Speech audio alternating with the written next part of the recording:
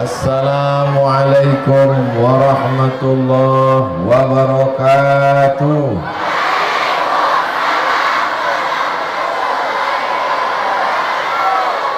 Apa kabar bapak-bapak, ibu-ibu semua, sehat?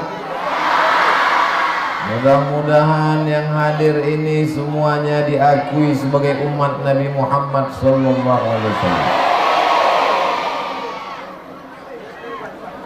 Yang sama-sama kita hormati para kiai, para abuya, para tuan guru, alim ulama, cerdik pandai tokoh masyarakat yang tak dapat saya sebutkan satu persatu.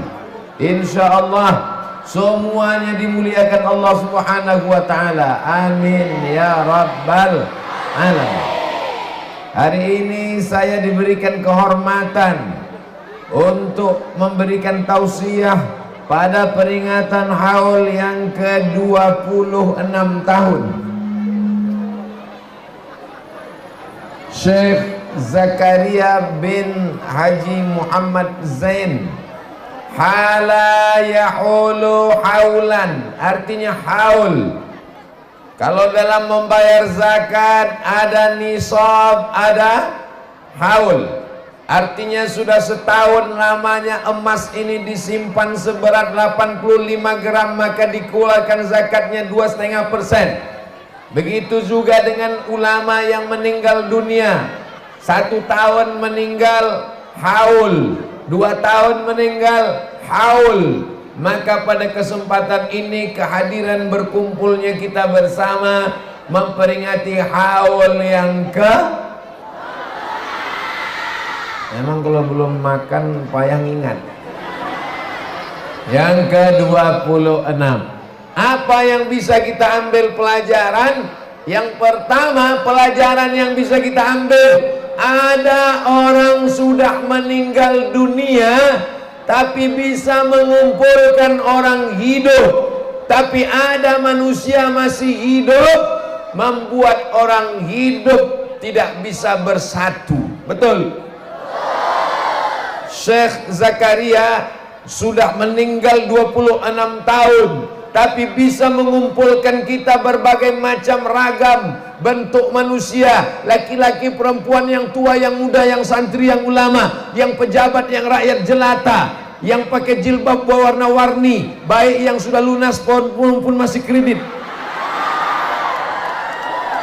Bisa semuanya berkumpul. Kita datang ini bersama karena haul orang yang sudah meninggal dunia.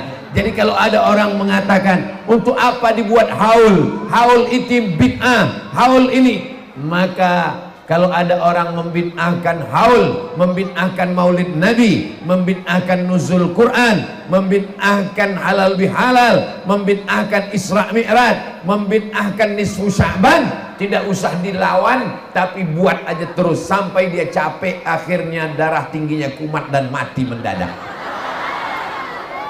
Apakah tahun depan akan dibuat haul? Dari bunyinya ragu nampaknya. Apakah tahun 2023 akan dibuat haul? Setiap tahun haul dibuat. Kenapa? Fadzakir, buatlah peringatan. Inna fa'ati dzikra, karena peringatan-peringatan itu bermanfaat. Fadzakir, berikanlah peringatan. Inna fa'ati dzikra, karena di dalam peringatan-peringatan itu ada manfaat yang bisa diambil. Manfaat yang pertama, bahwa orang meninggal bisa menyatukan orang hidup. Tapi ada orang hidup sama tetangganya pun tak baik. Ada orang hidup, anaknya pun tidak baik. Ada orang hidup tapi dia justru memutuskan tali silaturahim. La yadkhulul jannata qati'ur rahim, tak masuk surga orang yang memutuskan tali silaturahim. Namanya haul, namanya Isra Mi'raj, namanya nuzul Quran, namanya maulid nabi, namanya nisfu Sya'ban, tapi isi yang terkandung di dalamnya adalah menyambung tali silaturahim. Senangkah Bapak Ibu menyambung silaturahim dengan Abdul Somad? Mudah-mudahan rasa senang itu membuat kita panjang umur dan sehat badan. Walaupun tak dapat tempat duduk tetap senang. Betul kata yang tak dapat. Masya Allah, berlimpah ruah. Masya Allah, tabarakallah. Awasin anak itu terpencet. Geser sedikit, laki-laki itu anak-anak, santri-santri perempuan tak boleh bercampur laki-laki perempuan.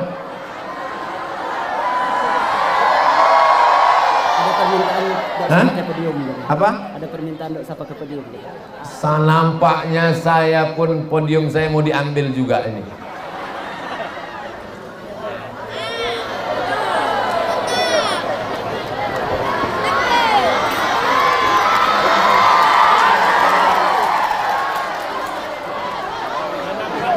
Kalau Tuhan pergi ke Makkah, jangan lupa mencari kapil. Sudah lama saya ceramah, baru inilah podium kena ambil.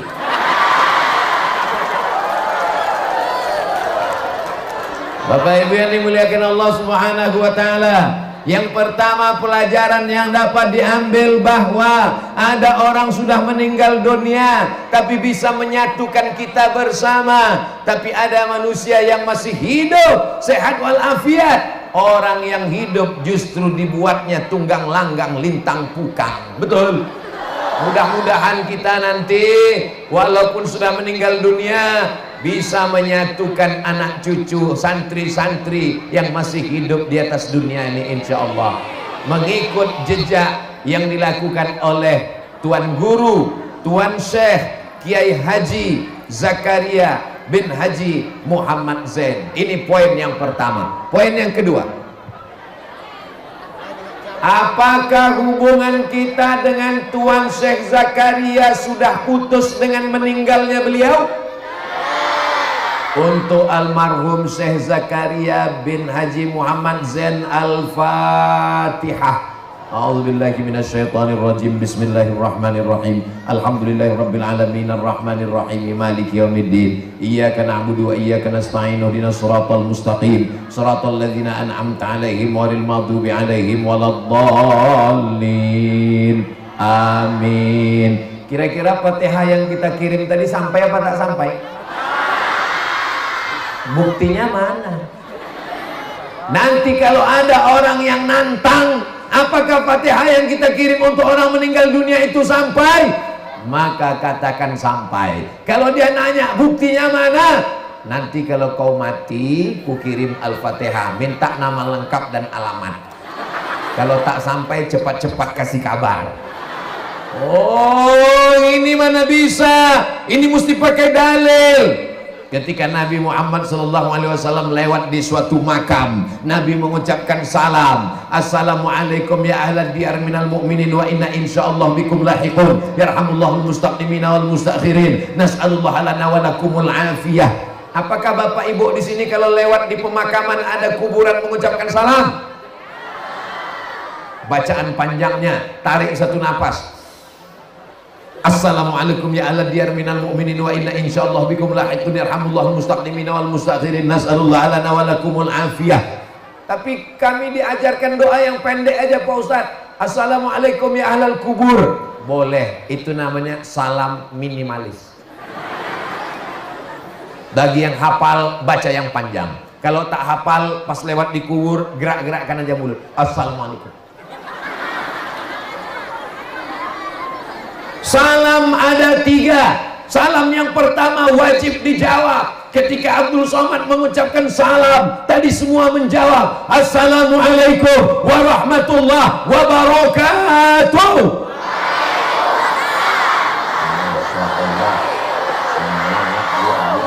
Tapi ada salam yang tak boleh dijawab. Itulah dia salam waktu imam tadi sholat zuhur. Assalamualaikum warahmatullahi. Yang belum kita jawab, waalaikumsalam Pak Imam. Salam yang ketiga, kita tak ingin mendengar jawabannya. Mereka menjawab, tapi kita tak mau mendengar jawabannya. Itulah waktu kita lewat di kubur. Assalamualaikum ya ahlal kubur. Bayangkan pulang ceramah jam 2 malam lewat di kubur. Assalamualaikum ya ahlal kubur. Waalaikumsalam. Ketika Nabi dilewat suatu makam, Nabi ambil pelepah kurma, Fasyaqahu nisfain, dibelahnya dua. Lalu kemudian Nabi menusukkan ke makam. Sahabat bertanya, lima fa'alta hadza ya Rasulullah, mengapa kau lakukan ini ya Rasulullah? Nabi menjawab, la'allallaha an yukhaffifa 'adzabahuma ma lam yaybasa. Mudah-mudahan Allah meringankan azab orang yang dikubur karena pelepah korma ini basah. Pelepah korma yang basah bertasbih, maka ketika ditancapkan ke kubur, tasbihnya sampai ke orang yang ada di kubur. Kata Imam An-Nawawi menjelaskan hadis ini dalam kitab Al-Minhaj Syarah Sahih Muslim Ibn Al-Hajjaj. Hadisnya ada dalam kitab Sahih Muslim, paling tinggi Sahih Bukhari, di bawahnya ada namanya Muslim Ibn Al-Hajjaj Al-Naisaburi. Maka dalam kitab Sahih Muslim disyarah oleh Imam An-Nawawi, meninggal tahun 676 Hijriah. Kata Imam Nawawi, kalau pelepah korma saja tasbihnya sampai, apalagi bacaan Quran orang yang beriman. Jadi kalau ada orang mengatakan itu bacaan Quran Al-Fatihah yang dibacakan Abdul Somad untuk almarhum Tuan Syekh Zakaria bin Haji Muhammad Zain itu tidak sampai, berarti dia mengejek saya lebih buruk daripada kelapa sawit. Apa hubungan dengan kelapa sawit, Pak Ustadz? Pelepah korma sampai, pelepah sawit sampai, pelepah kelapa sampai. Sawit, korma sama kelapa masih sepupu dua pupu, sama-sama pokok sepohon kayu daunnya rimbun, lebat serta buahnya, walaupun hidup 1000 tahun, kalau tak sembahyang. Ternyata pokok kayu bertasbih. Bisa pula ada manusia yang hidup dikasih nyawa, dikasih mata, dikasih telinga, dikasih roh, tak mau bertasbih, maka lebih hina daripada pokok kayu. Pokok kayu, itulah mengapa di makam kuburan orang ditanamkan kayu. Itulah mengapa ketika ada orang meninggal diambilkan bunga, disiramkan bunga. Kenapa? Karena ternyata kelopak-kelopak bunga pun bertasbih. Tapi jangan gara-gara ini nanti pesan ke anaknya, nak, kalau aku mati tolong kau tanamkan 2 batang kelapa di kepalaku 1, di kakiku 1. Bapak Ibu yang dimuliakan Allah Subhanahu wa Ta'ala, anak raja pergi ke Makkah, jangan lupa membawa sembilu. Sudah lama Abdul Somad ceramah, baru inilah jamaah naik ke pokok kayu. Mantap, tak apa-apa, keren, hebat. Teruskan guys. Nah, jamaah yang dimuliakan Allah Subhanahu wa Ta'ala, kalau dapat kabar nanti Abdul Somad meninggal dunia, maukah Bapak Ibu anak-anakku sekalian mengirimkan Al-Fatihah untuk Abdul Somad? Semangat jamaah. Saya pula yang takut jadinya. Apalah yang diharapkan hidup ini? Jadi pejabat, mati, dilupakan orang. Betul? Tapi kalau kau baik, kau bantu pondok pesantren, kau bebaskan tanah, kau kirimkan, ya tak banyak, agak-agak 10 miliar setahun. Insya Allah dikirimkan orang Al-Fatihah. Betul? Jadi orang kaya, rumahnya megah, mobilnya mewah, sawitnya luas, karetnya sejauh mata memandang. Mati apa tak mati? Belum mati, tapi akan mati, meninggal dunia. Tapi kalau sempat kau bangun masjid, kau bangun kelas, kau bangun lokal, kau bangun asrama, maka mengalirlah pahalanya dan dikenang orang. Walaupun sudah meninggal dunia 26 tahun meninggal dunia, tapi sampai hari kiamat dibuatkan orang haul, anak-anak baca Quran pagi, petang, siang dan malam. Inilah yang disebut dengan amal jariyah. Mudah-mudahan kita semua mengambil pelajaran dari Tuan Syekh Zakaria. Amin. Syekh artinya orang tua. Makanya orang di Arab itu kalau sudah tua dipanggil Syekh. Tapi ada anak kecil walaupun belum tua, karena hafal Quran, karena ilmunya banyak, maka dipanggil juga Tuan Syekh. Assalamualaikum Syekh. Maka saya menyebut Syekh Zakaria. Tapi di situ tidak dibuat Syekh, Kiai. Orang Jawa dulu menghormati benda-benda, gending, tombak, keris itu dipanggil kiai, benda keramat. Tapi setelah Islam datang, maka yang dimuliakan adalah alim ulama, pewaris para nabi, maka dipanggil dengan kiai. Nah, jadi kalau ada yang memanggilnya Kiai Zakaria, penghormatan para ulama-ulama dari Jawa. Kalau di Minangkabau dipanggil Abuya. Abuya artinya ayah kami, Buya Haji Abdul Malik Karim Amrullah. Mau memanggil Buya, baik. Mau memanggil Kiai, baik. Mau memanggil Syekh, baik. Mau dipanggil Tuan Guru, baik. Yang penting sebutan-sebutan yang baik. Harimau mati meninggalkan belang, gajah mati meninggalkan gading, manusia mati meninggalkan hutang. Tapi ada orang yang meninggalkan luar biasa. Inilah dia warisan yang tak ternilai harganya. Poin yang pertama, sudah meninggal dunia dia 26 tahun, tapi bisa menyatukan kita. Saya datang kemari dalam rangka haul Tuan Syekh. Kalau ada orang mengundang, Assalamualaikum Ustaz Somad, Waalaikumsalam, bisa datang ke kampung kami, apa acaranya? Anak saya nikah. Jangankan anak bapak nikah, bapak pun nikah saya tak bisa datang. Ustaz Abdul Somad, oke, bisa Ustaz datang, apa acaranya? Anak saya lahir Pak Ustaz, mau akikah. Mohon maaf, tak jadwal saya. Ustaz Somad bisa datang, apa acaranya? Haul Tuan Syekh Zakaria, ulama besar di Provinsi Jambi, bahkan di Pulau Sumatera. Insya Allah, I'm coming. Ulama besar. Dan kalau sudah meninggal kita, dikenang orang, hubungan tak putus. Yang paling bagus dikhatamkan Quran. Tak sanggup menghatamkan Quran, bacakan Yasin. Tak mungkin saya membacakan Yasin selama ini, maka yang paling Al-Fatihah. Tak sanggup juga bacakan Al-Fatihah, mati aja lah. Apalagi yang bisa kita balaskan untuk Tuan Syekh Zakaria. Betul? Poin yang ketiga, apa yang beliau tinggalkan? Komplek pondok pesantren yang megah berwarna hijau. Mata kalau mau awet maka sering-sering nengok warna hijau. Kelasnya hijau, asramanya hijau, tendanya hijau, sorbannya hijau, baju santrinya pun hijau. Masya Allah, tabarakallah. Tapi kalau nyumbang pakai duit warna pula hijau, hijau 20.000, koyak pula tuh.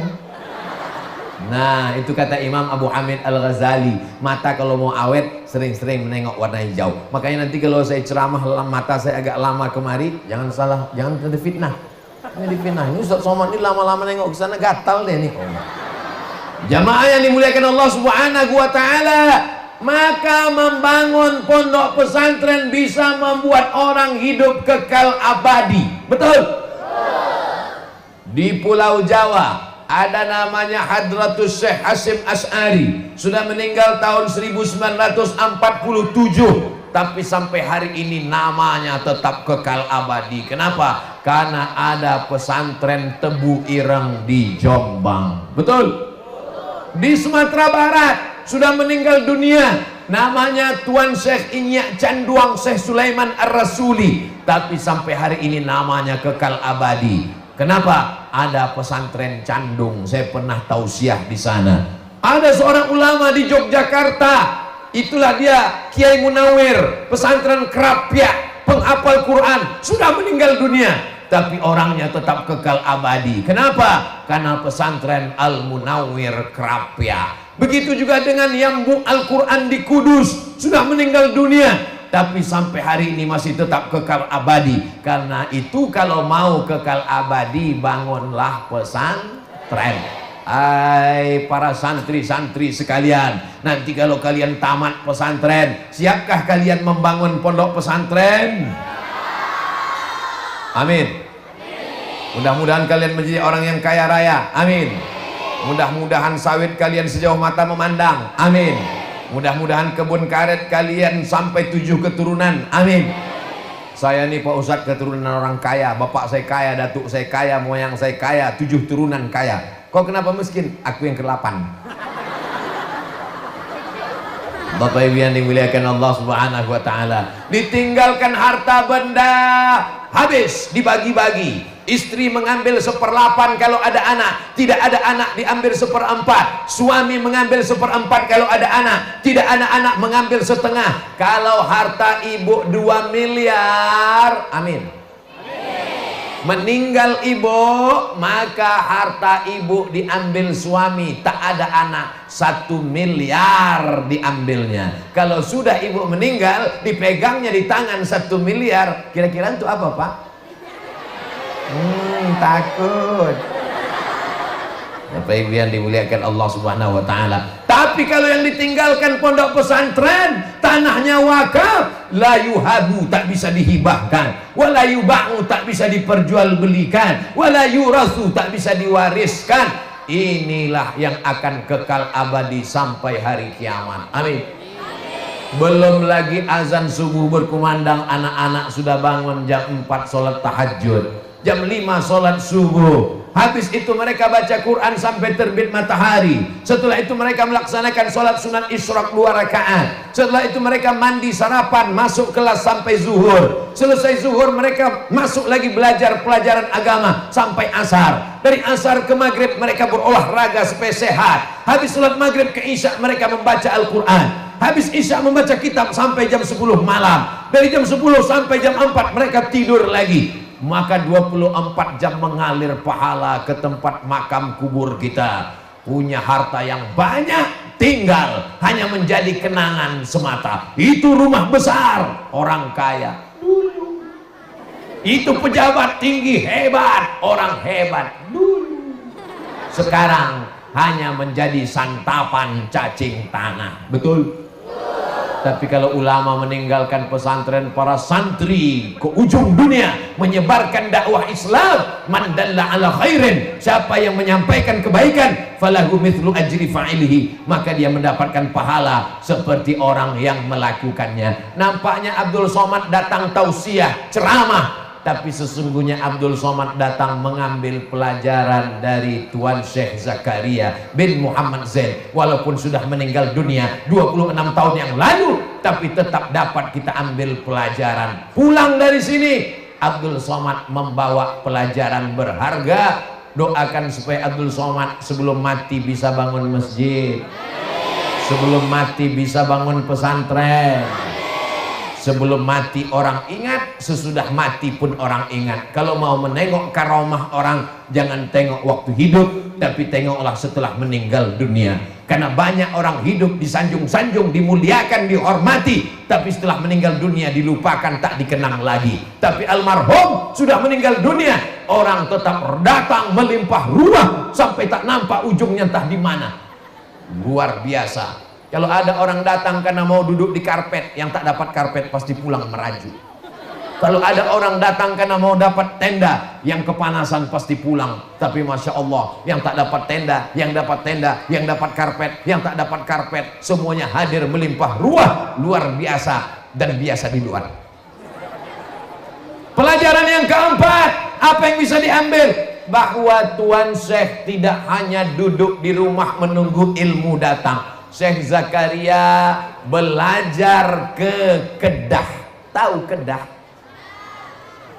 Dari Pekanbaru menyeberang naik speed 1 jam ke Malaka. Dari Malaka naik bis ke Kuala Lumpur. Dari Kuala Lumpur naik mobil ke Kedah.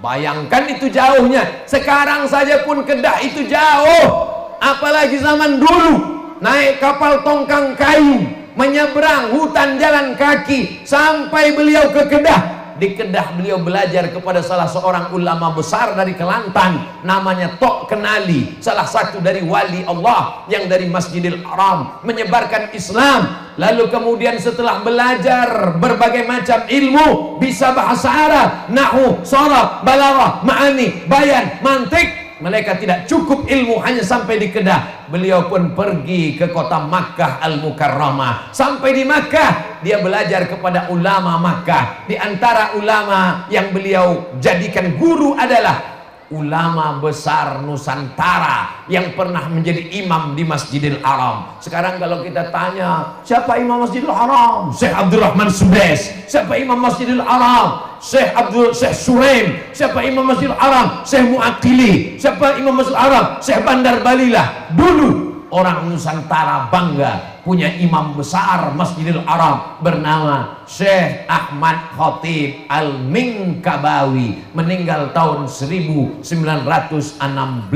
dan beliau pernah belajar di antara para ulama-ulama Masjidil Haram. Pelajaran yang keempat, jangan cukupkan hanya di kampung halaman, pergilah terbang sejauh mata memandang. Mudah-mudahan anak-anak santri kita nanti ada yang akan belajar ke Ummul Qura Makkah, ada yang akan belajar ke Al-Azhar Kairo Mesir, ada yang belajar ke Zaitunah di Tunisia, ada universitas tertua Qarawiyyin di Maroko. Dan kalau mereka belajar nanti ke Cambridge University, ke Amerika, ke Kanada, ke Harvard, ke McGill, apakah boleh anak pesantren ke Amerika dan ke Eropa? Bagus, otaknya Amerika, otaknya Jerman, otaknya Jepang, tapi hatinya tetap la ilaha illallah Muhammadur Rasulullah. Tiba-tiba nanti anak-anak alumni berjumpa, bertemu, bertatap muka setelah tamat sekian puluh tahun. Kau di mana? Aku dari Jepang. Kuliah apa? Kuliah ikan. Apa yang kau jauh-jauh kuliah ikan? Karena banyak doktor profesor ikan dari Jepang. Katanya di sana perikanan maju luar biasa. Jadi setelah pulang kau jadi apa? Ya, buka kolam ikan. Ngapain jauh-jauh taman pesantren kuliah ke Jepang buka kolam ikan? Jauh belajar, pulang buka kolam ikan. Iya, berapa ekor ikannya? 2 ekor.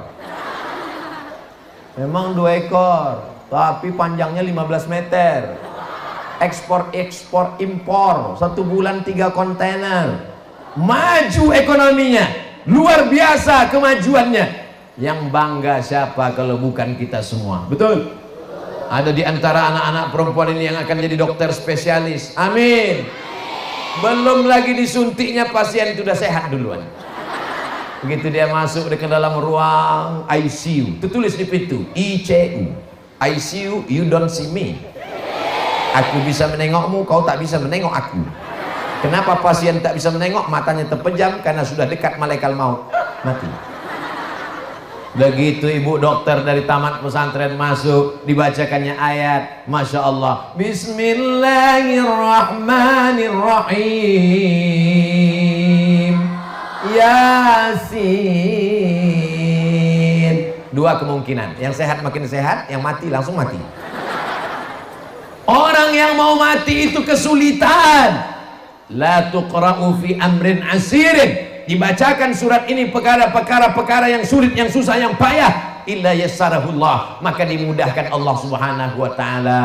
Apa kata pasien-pasien di rumah sakit? Alhamdulillah Pak Ustadz, saya beberapa hari ini sesak napas, mata berkunang-kunang, mau turun kaki sakit, semuanya nggak ada yang enak Pak Ustadz. Tapi sejak masuk ibu dokter spesialis yang tamat dari pesantren, sejuk hati kami menengoknya Pak Ustadz. Sayangnya anakku sudah nikah semua, kalau tidak kupinanglah dia untuk anakku Pak Ustadz.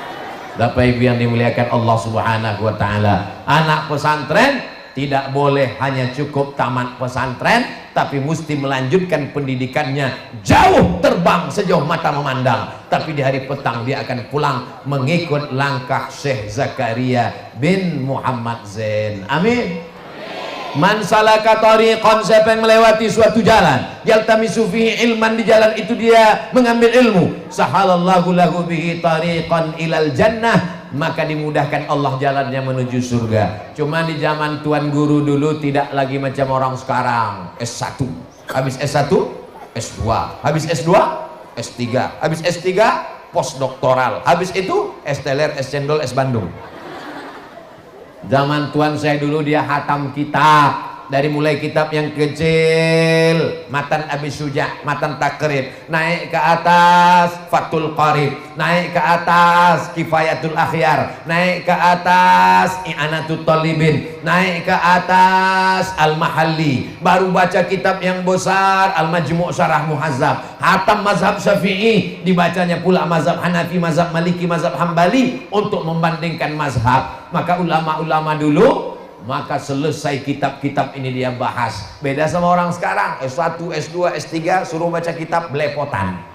Maka anak-anak adik-adikku sekalian, silakan lanjutkan sampai S1, S2, S3, profesor, doktor. Tapi jangan lupa talaqi, membacakan kitab kepada para alim ulama, karena ada keberkahan di sana. Mengikut tuan guru kita, tak puas di kampung halaman, pergi ke Kedah. Tak puas di Kedah, sampai ke Makkah. Tapi beliau tidak menetap di Makkah, dia pulang lagi. Andailah tuan guru hanya sampai di Makkah, ilmunya banyak, muridnya banyak, tapi kampung dibiarkan. Beliau pulang ke kampung halaman, berdakwah, mendirikan ke pesantren, murid-murid bertebaran. Hari ini kita bertemu, ini barokah karomah dari tuan guru Syekh Kiai Haji Zakaria bin Muhammad Zain. Mudah-mudahan kita pulang pun mendapatkan kemuliaannya, insyaallah, amin ya rabbal. Berikutnya yang ke, makanya tangan saya dari tadi begini untuk mengingat. 1, 2, 3, 4. Sekarang yang ke-5. Anak-anak tulis. Kenapa? Karena ini nanti masuk UAS, ujian akhir semester. Yang ke-5, apa pelajaran yang ke-5 yang bisa kita ambil dari Tuan Syekh? Bahwa dia mengambangkan pendidikan. Sekarang banyak orang tak peduli kepada pendidikan, masuk politik, dari mulai kades, kadus, RT, RW, naik ke atas bupati, wali kota, gubernur, selesai, datang KPK, tamat riwayat. Paling lama jabatan 2 periode, itu pun kalau dipilih orang, kalau tidak maka habis. Tapi ada yang tidak selesai, tidak ada pensiunnya, itulah dia guru. Guru tidak ada pensiun. Abdul Somad adalah guru, cuman bedanya saya tidak mengajar di kelas. Jadi Ustadz tak ngajar di kelas. Dulu ngajar di kelas PNS 10 tahun, dari 2008 sampai 2019, habis itu keluar, drop out. Jadi Ustadz tidak mengajar di kelas lagi, masih sampai sekarang mengajar anak-anak. Guru mendidik umat bangsa. Di televisi ngajar, di radio ngajar, di YouTube ngajar. Mana ada channel Ustadz di YouTube? Ada, buka channelnya Ustadz Abdul Somad Official. Jangan lupa subscribe, like, share, and comment. Nah, jadi kalau mau kekal abadi, tidak dimakan zaman, tak lapuk karena hujan, tak lekang karena panas, maka mengajarlah. Kami ini kan ibu rumah tangga Pak Ustadz, mana bisa kami mengajar Pak Ustadz? Emak saya tidak ustazah, emak saya tidak kiai, emak saya tidak guru, tapi dia mengajar saya. Saya anak pertama, adik saya laki-laki, kami cuma berdua. Kau kalau mau masak, ku ajari kau masak nak, karena kau tak punya saudara perempuan. Nanti kau kalau sekolah merantau tak pergi kemana, masak sendiri. Cara masak cemana mak? Begini caranya. Kalau ayam dicuci 2 kali. Kenapa 2 kali mak? Karena kakinya 2. Kalau kambing kau cuci 4 kali, karena kakinya 4. Kita yang tak tahu nih anak kecil, iya-iya aja lah. Rupanya betul, ayam itu dagingnya putih, darahnya tak terlalu banyak, nyucinya 2 kali cukup, najisnya hilang. Tapi kalau kambing, sapi, kerbau merah, cuci sekali masih kental, 2 kali masih merah, 3 kali agak butek, 4 kali baru dia bersih. Nanti kau siram, kau bilas, Allahumma sholli ala Sayyidina Muhammad wa ala ali Sayyidina Muhammad. Jangan lupa kau tinggalkan, jangan sampai tinggalkan sholat. Walaupun ibu rumah tangga, bisa mengajar apa tidak? Bisa. Saya belajar alif bata kepada almarhumah mak saya. Alif dia T, alif bawah, I, alif depan U, A, I, U. Yang senyum berarti udah tua. Karena anak-anak sekarang tak tahu alif dia T, alif di bawah I. Dia taunya cuman A, A, A, bataba, batata, tatata, basaba. Bapak Ibu yang dimuliakan Allah Subhanahu wa taala, nasihat Ustadz belum tentu masuk ke telinganya. Tapi kalau ibu yang bicara, maka ibu sampai mati pesan ibu akan dia kenang. Aku mengandungkan engkau nak, aku melahirkan engkau nak, jangan kau ganggu perempuan nak, karena emakmu juga perempuan. Jangan kau sia-siakan perempuan nak, karena kakakmu perempuan. Aku tak ingin mengandungkan anak, cuman calon penghuni neraka jahanam. Itu kata-kata itu masuk ke tulang sumsumnya, merasuk ke tangkai jantungnya, menembus otaknya. Kalau ustadz yang khutbah di masjid belum tentu dia dengar. Ceramah ustadz di masjid, khutbah berapi-api, jamaah Jumat yang dimuliakan Allah, jamaahnya tertidur naik ke Sidratul Muntaha, langit ketujuh. Jamaah yang dimuliakan Allah Subhanahu wa ta'ala. Bapak-bapak juga begitu. Tapi saya bukan kiai, saya tidak tuan syekh, saya tidak ustazah, saya tidak tamat pesantren. Bapak bawa anak sore-sore ke masjid, ke musola. Nah, ayo kita ke masjid, nah. Sampai di musola, ajarkan dia sholat tahiyatul masjid. Kita kalau sampai di masjid, tahiyatul masjid dulu, nah. Jangan lupa qobliyah. Habis itu sholat maghrib. Maka itu berkesan di kepalanya. Seorang preman bertato menangis, meneteskan air mata saat azan maghrib berkumandang. Allahu Akbar, Allahu Akbar.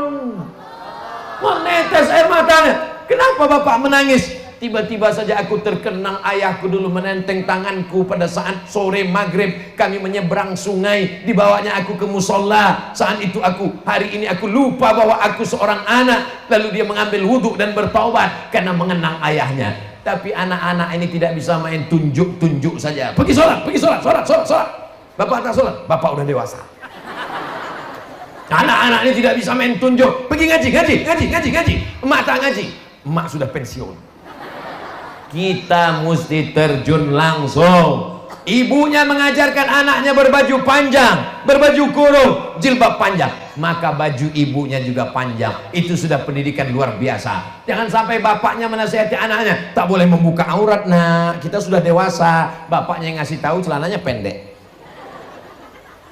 Guru kencing berdiri, maka murid kencing maraton. Bagaimana kita bisa mendidik? Maka Masya Allah tabarakallah, almarhum Kiai Haji Zakaria bin Haji Muhammad Zain menjadi pendidik, menjadi guru. Iza matal insan, hadis sahih Muslim, iza matal insan, kalau manusia mati, inqata'a, putus. Kalau sudah mati putus. Bapak orangnya rajin sholat tahajud, sholat witir, sholat tarawih, sholat qobliyah, sholat ba'diyah. Kalau sudah mati masih bisa sholat, putus.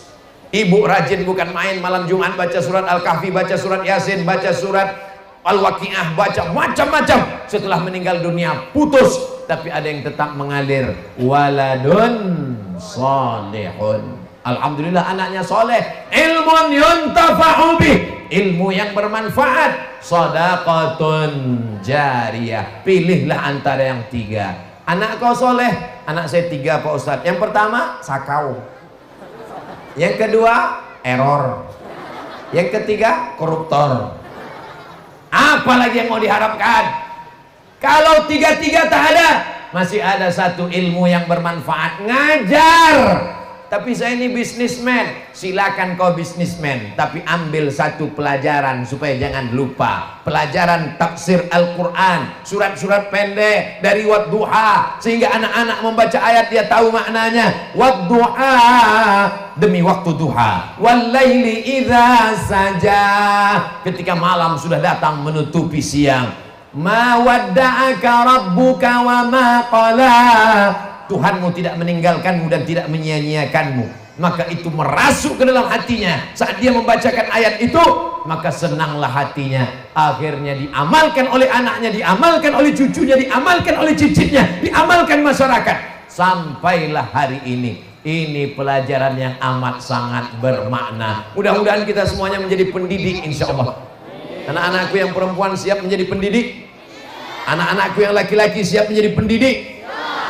Berapa banyak anak laki-laki istrinya tak baik, tapi setelah dia didik menjadi baik. Berapa banyak laki-laki preman bertobat gara istrinya. Saya ketemu dengan bapak-bapak. Saya ini dulu nggak sholat Pak Ustadz. Saya ini dulu nakal Pak Ustadz. Saya ini dulu preman Pak Ustadz. Sebetulnya dia tak ngaku pun saya tahu dari tatapan matanya. Ku tahu yang kau mau.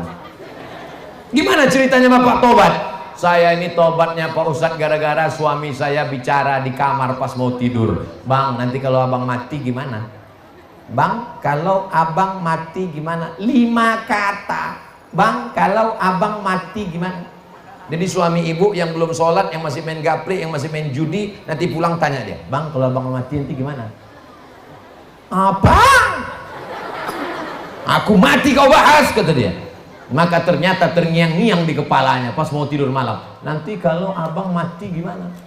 Nanti bangun dia tidur. Nanti kalau abang mati gimana? Akhirnya saya bertobat gara-gara cakap istri saya Pak Ustadz. Padahal ceramah Ustadz berapi-api tak pernah masuk ke telinga saya Pak Ustadz. Dunia mata, dunia ini keindahan, dunia ini kenikmatan. Wa khairu mata'iha, sebaik-baik kenikmatan adalah al-mar'atus solihah, perempuan solihah allati tu'inu ala imanihi, yang membantu menolong iman suaminya. Mudah-mudahan anak kita yang laki-laki anak-anak yang soleh semua.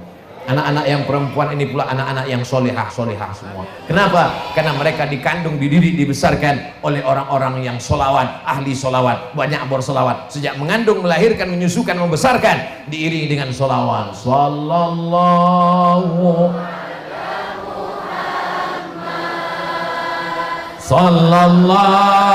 alaihi wasallam.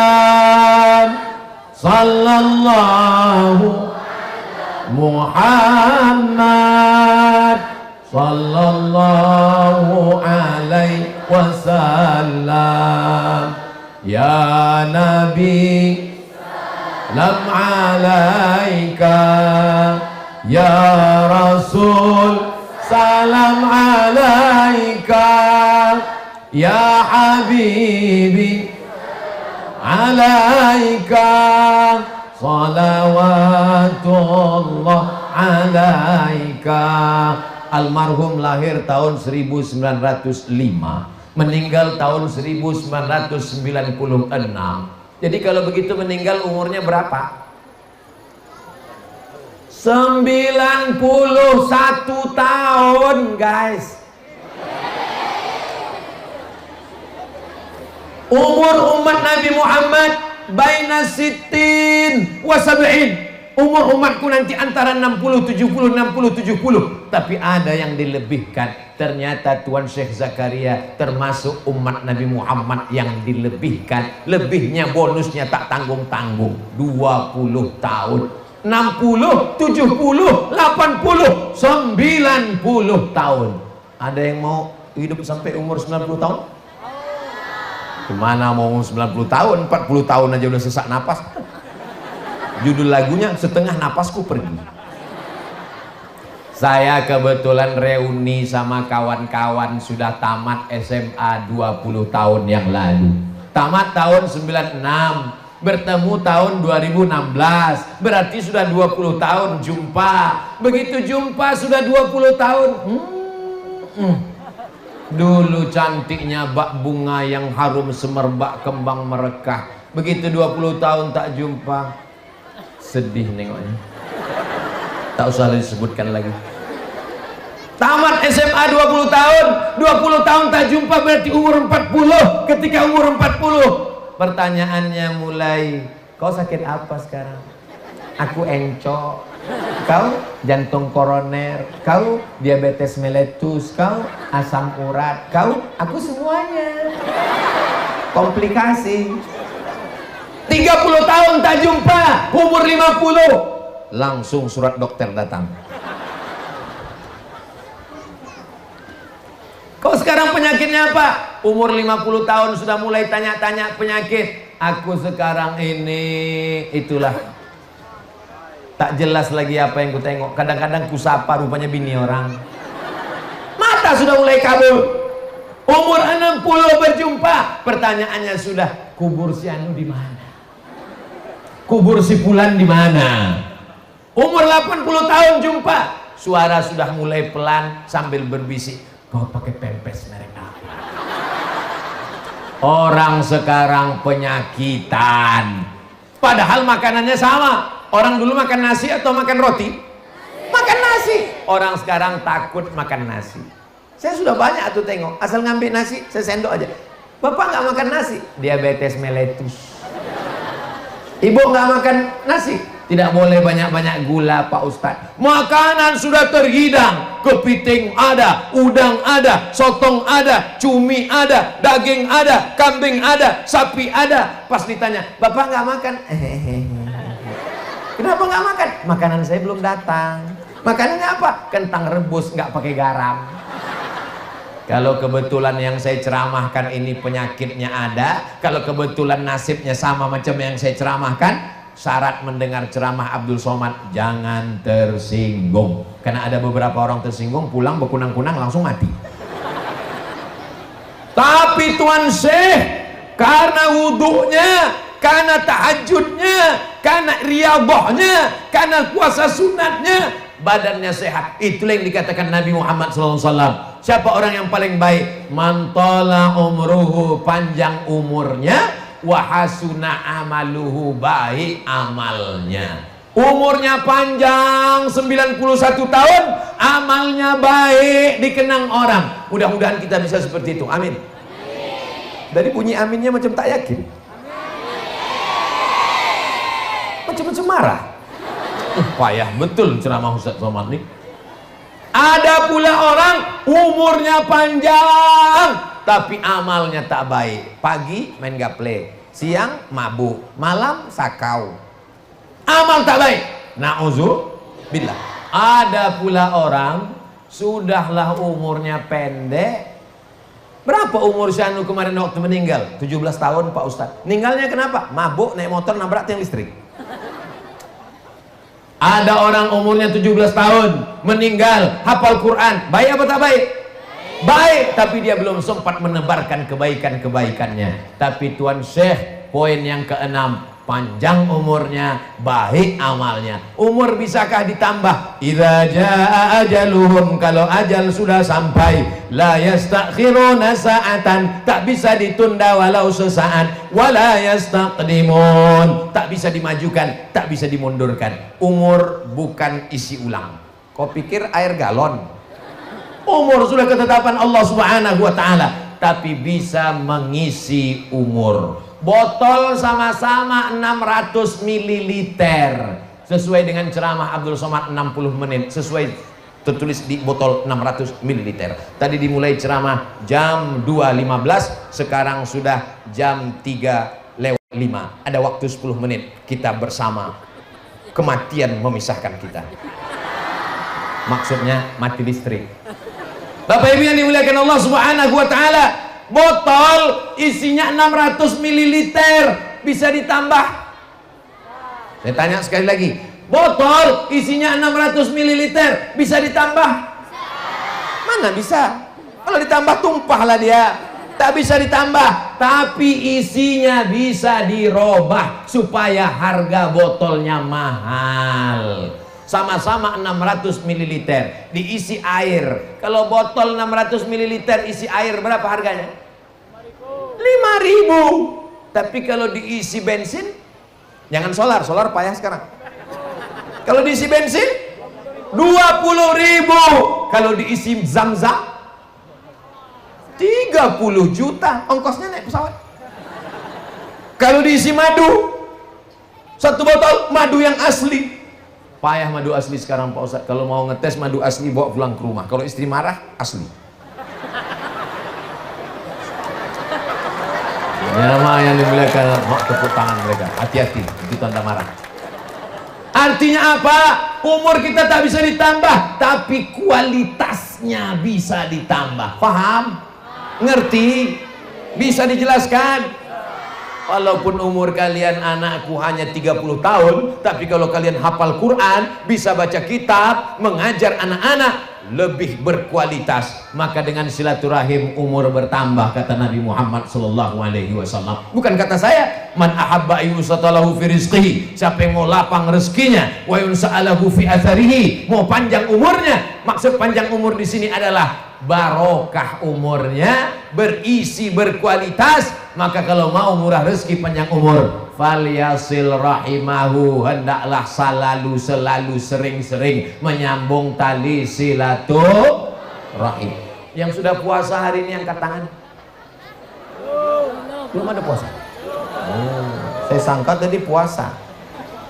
Kenapa hari ini kita tak puasa Pak Ustadz? Karena kemarin hari apa kemarin? Hari Jumat. Hari Jumat itu setelah diteropong, ditilik-tilik, hilal belum kelihatan. Ternyata hilal bersembunyi di dalam kamar. Menurut ilmu falak astronomi namanya, atau ilmu hitung-hitung planet, benda-benda langit, rupanya baru 1 derajat. 1 derajat itu belum kelihatan. Kesepakatan kaum muslimin Asia Tenggara, Indonesia, Brunei Darussalam, Singapura, Thailand Selatan Patani, Moro Filipina, Malaysia bersepakat bahwa 2 derajat baru bisa dilihat. Maka dipasanglah teropong nengok. Macam-macam isi update status di FB kemarin. Ada yang nengok, oh kelihatan mantan. Ada pula yang masang, alhamdulillah gaji 13 sudah dekat.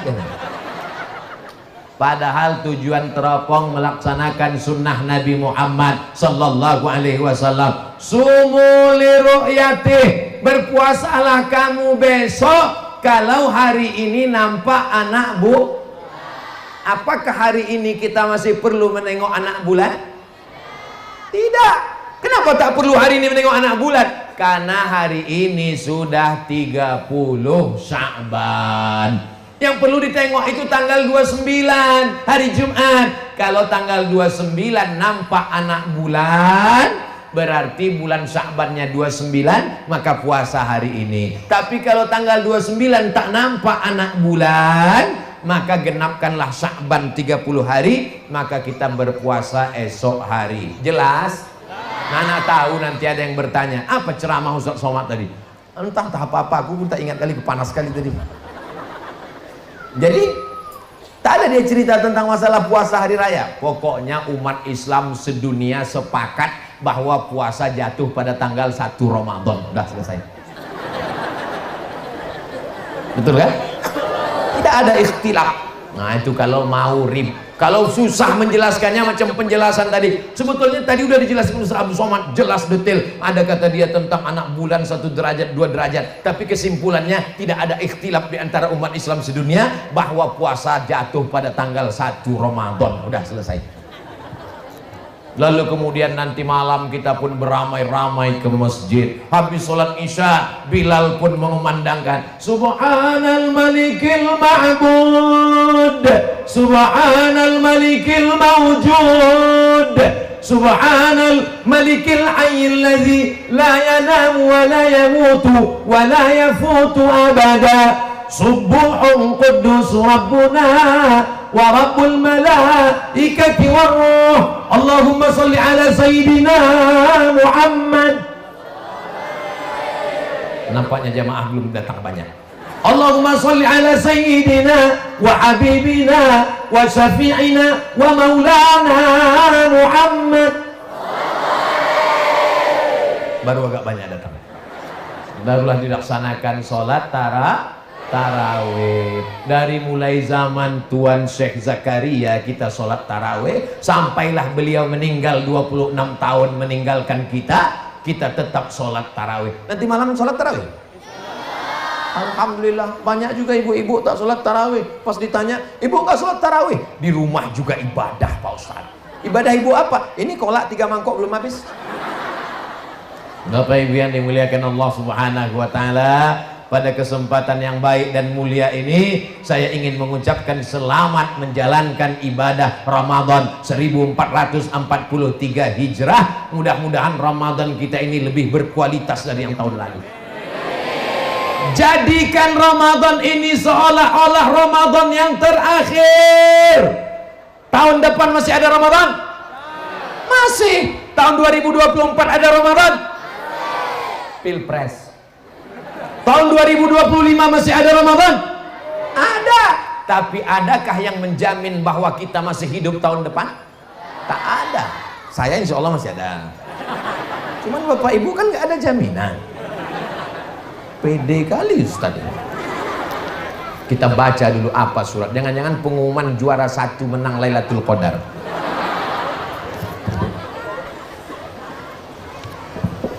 Apa hukum makan duit?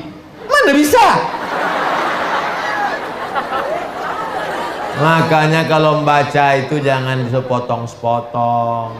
Apa hukum makan duit calon kades?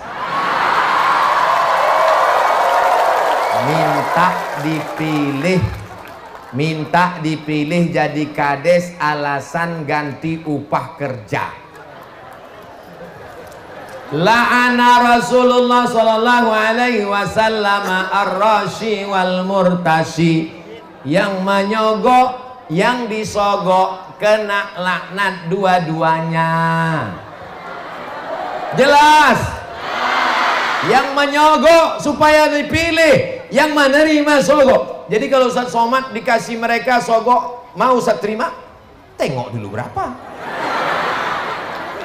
Kalau dia datang ngasih, Ustaz Somad pilih aku 500.000. Apa 500.000? Upil. 5 juta Pak Ustaz, kecil. 5 miliar Pak Ustaz. Istikharah saya dulu.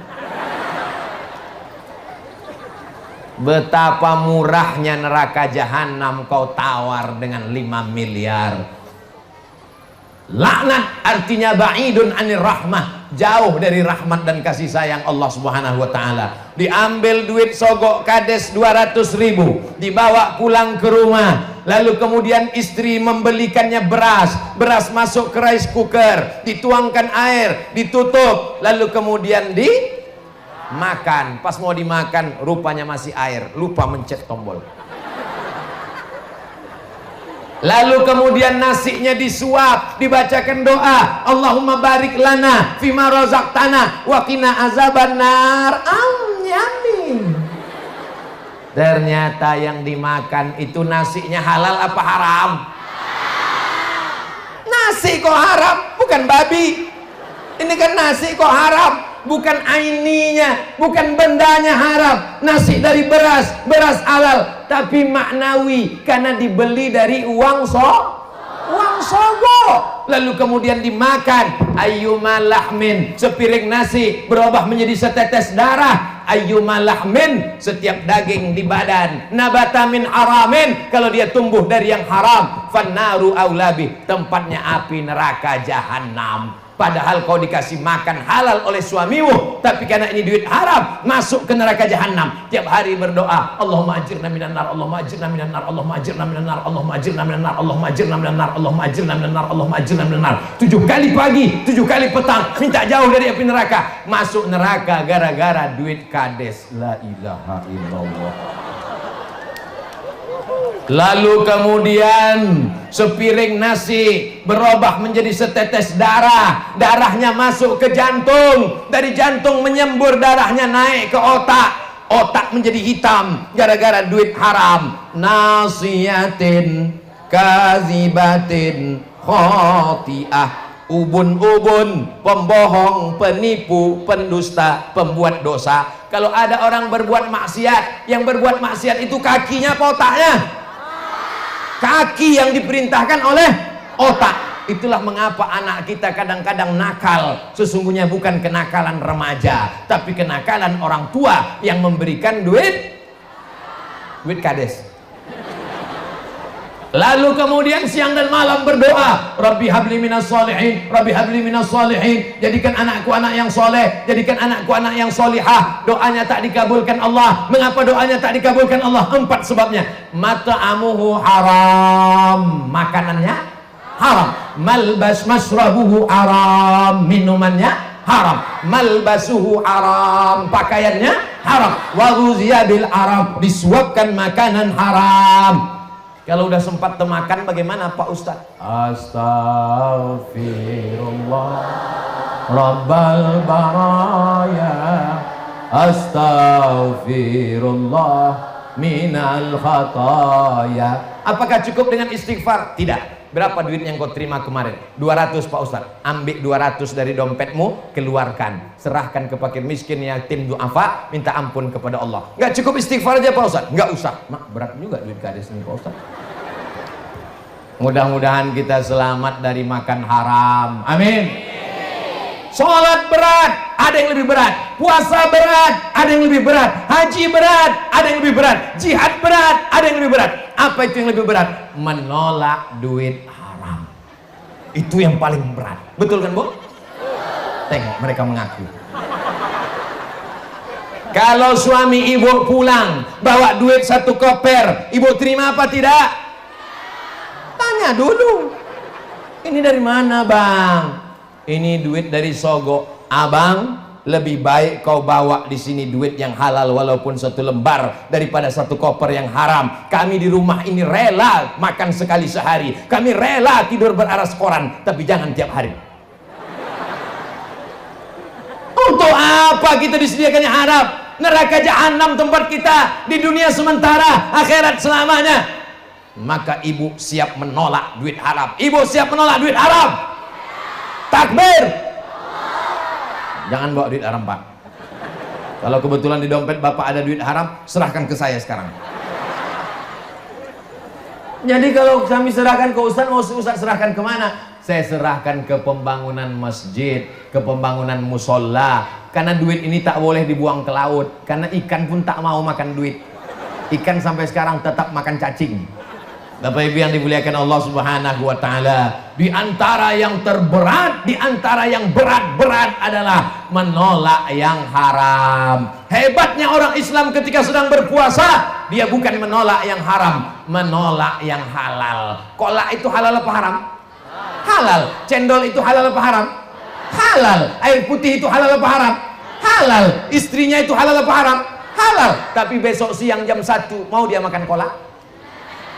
Kenapa dia tidak mau? Karena Allah melarang walaupun halal. Kalau di saat Ramadan yang halal saja sanggup dia tolak, maka di luar Ramadan yang haram pun sanggup dia tolak. Itulah filosofi daripada Ramadan. Saya yakin dan percaya besok kita semuanya akan berpuasa. Tapi jangan puasa hanya tahan perut, tahan makan, tahan minum. Tapi puasa adalah menahan mata, jangan menengok yang tidak-tidak. Alhamdulillah Pak Ustadz, suami saya kalau bulan puasa matanya memang dia tutup dari habis subuh sampai maghrib.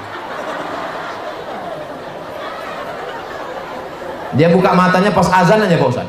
Allahu Akbar, Allahu Akbar. Dia buka, dia tanya, "Ma, udah azan maghrib?" "Belum." Tutup lagi. Bapak Ibu yang dimuliakan Allah Subhanahu wa taala, kita mulai jam 2.15, sekarang sudah jam 3.20, di hari baik, bulan baik, menyambut bulan baik, memperingati haul orang baik. Mudah-mudahan kebaikan yang melimpah untuk kita semua. Ala hazihin niyya wa kulli niyatin shalihah. Al-Fatihah.